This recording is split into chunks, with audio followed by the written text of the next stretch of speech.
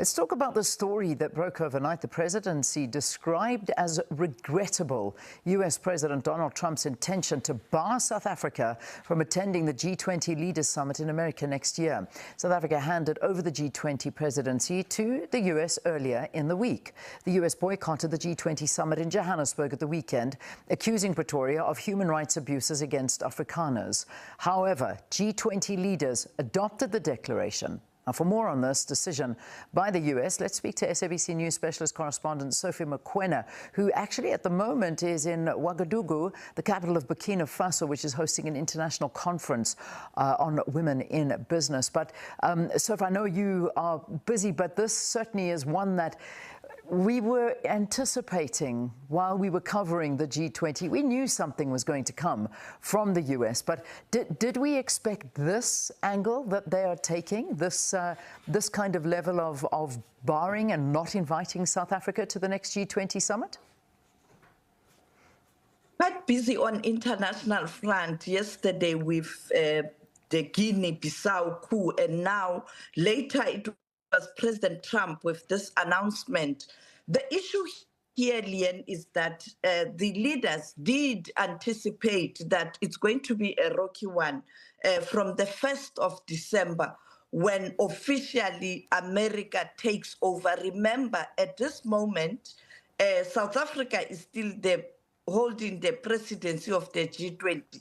US will officially take over on the 1st of December.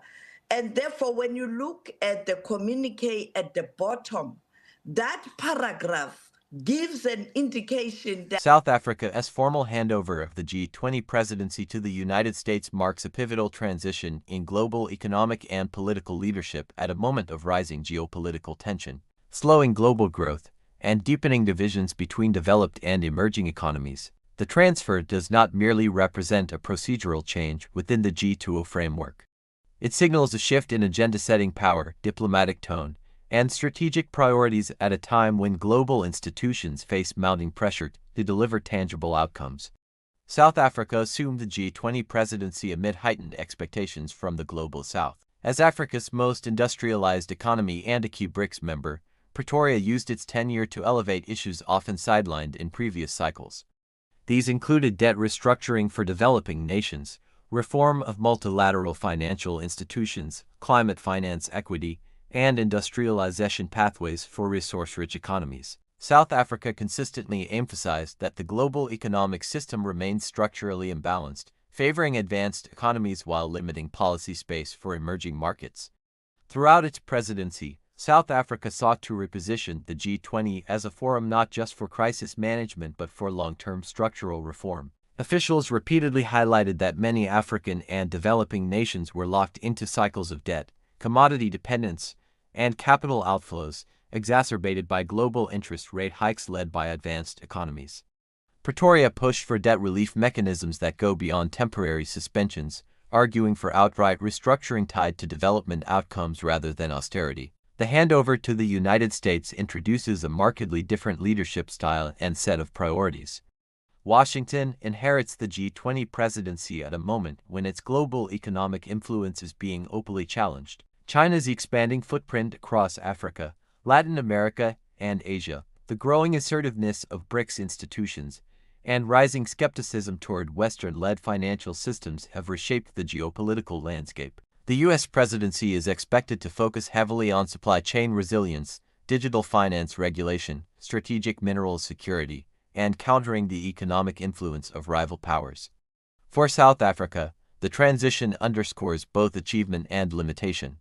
While Pretoria succeeded in amplifying Global South concerns within the G20, structural constraints remained evident. Many proposals advanced during South Africa's presidency encountered resistance from developed economies wary of far-reaching reforms that could dilute their influence over global financial institutions such as the IMF and World Bank.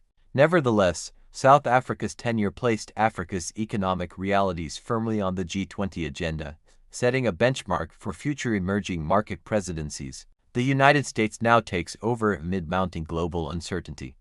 Inflationary pressures persist in several economies, geopolitical conflicts continue to disrupt trade flows, and climate-related shocks increasingly affect food and energy markets. Washington is expected to leverage the presidency to reinforce its leadership role while attempting to rebuild trust with partners who have grown wary of unilateral policies and sanctions-driven diplomacy. The symbolic optics of the handover are also significant. South Africa's presidency represented a rare moment where an African nation chaired the world's most influential economic forum, shaping discussions that affect billions of people.